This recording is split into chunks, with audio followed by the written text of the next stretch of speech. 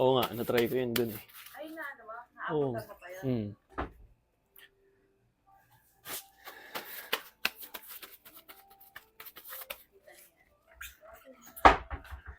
So, usually, ang binibili namin, white rice saka brown rice. Pinakita ko naman yun sa previous vlogs na Ay, oo, nagsaing ka. 1:1 tayo. So, white rice saka brown rice. So, ngayon, brown rice, 58 pesos per kilo. Dun sa binibilihan ko. Red rice, natipan ko bigla first time namin magta-try.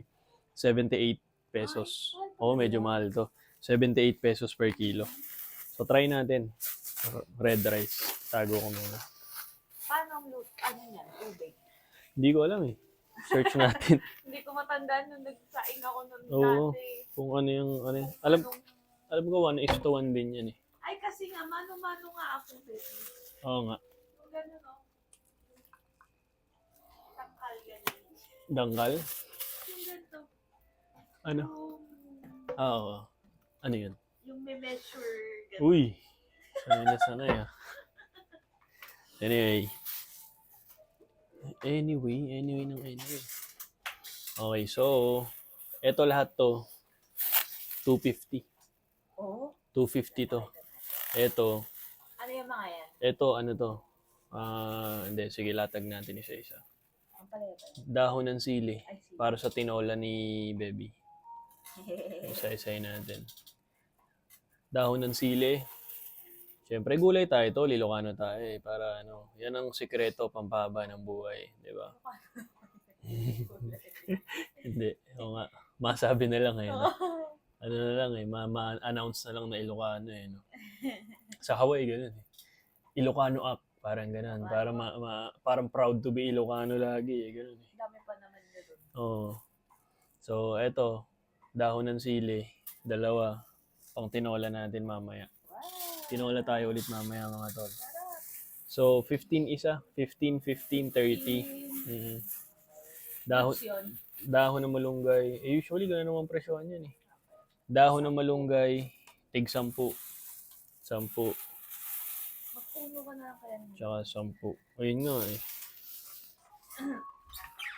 Wala bang bonsai sa malunggay? Kung meron lang eh. No? Siyempre, saluyot, tol. Ayan o.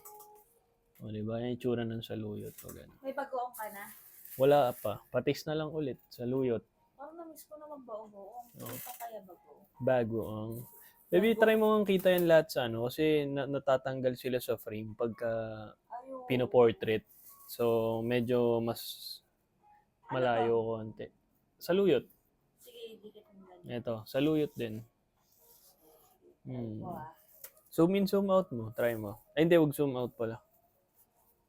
Okay, layo ka konti. Ampalaya. Dahon ng ampalaya. Kita niyo yan? Dahon ng ampalaya, tol. Solid yan. Pantinola rin yan. Dahon ng ampalaya. 10 rin isa. Dalawa pala. Wow, puro beans. Diba? Bigyan mo na isang magandang shot yan, baby, para pang natin. Uong, 30 pesos. Yung mushroom na nagluto na tayo nito na sa isa sa mga vlogs natin. Dito siguro kasi matatakpan nito eh. Ay? Yan, 2. Hindi kasi dito pinortrait ba? Ganyan. Yan. Tapos, syempre, meron tayong yung pantinola ni Mrs. Sayote, papaya. Papaya. Green papaya. Pantinola. Puro green. Tapos, yung mga natin, syempre, panluto, sibuyas, kamatis. Yan. So, 3 sibuyas. 4 eh. 4 ba? 4 na sibuyas, 2 kamatis. 2 lang ngayon. Kasi may 2 lang kasi may isa pa doon. May 2 pa. Tapos bawang 1 lang kasi may 2 pa doon.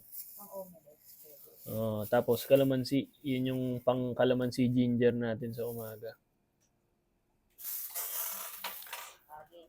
Yan ako Ganun. Sige. Bigyan mo na isang malupit. Pwede ba screenshot dyan? Oo yan. Para ano rin, pang tawag dyan.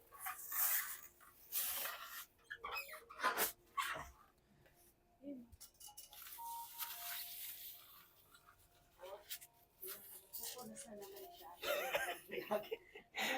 Manalagay. May nalaglag na naman, so hindi natin pinapatakas yan, syempre. Punas na kaagad. Hindi pa nga ako nagmamap eh. Oo.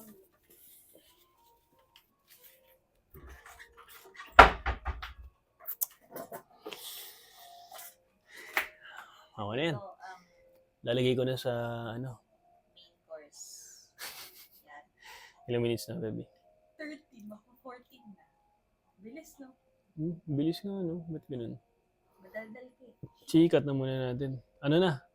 Ayusin ko na to tapos workout na after. Tapos, syempre, reminder lang ulit kung ano man po ang... Wait lang, try ko chill muna. Bumalik na naman yung sa ano ko sa camera for some reason. Hindi ko alam kung bakit. No, parang ayun, no? Uncomfy. Uncomfy. Wala mo talaga. So, tol, kung ano man trip nyo sa buhay, 100% trust lang kay God. Siyempre, number 1 yan. Tuloy-tuloy lang. Sa sarili nyo at saka sa mga goals nyo. Feel ko yung music. Naririnig ko siya. Pero ang ganda nga, yung chill eh. So, nakaka-chill vibe siya, eh, no? Ano pa? Gusto ko pa sana silang isama, ayusin to eh. Yung parang technique kung paano tatagal yung dahon. Lalagay sa paper bag, tapos may konting paper towel, bago ilagay sa chiller para pampatagal. Tapos himayin ka agad. Pwede rin himayin ka agad. Tapos ilagay din sa ziplock or lagyan ng paper towel din para i-absorb niya yung moisture.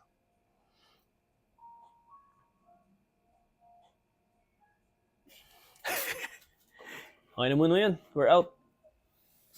Na-chill mode na ako eh. Gusto ko na mag-workout bigla eh. We're out. Peace. Ulitin ko lang yung outro ko. Kung naman pong trip nyo sa buhay, 100% trust lang kay God. Siyempre, number 1 yan.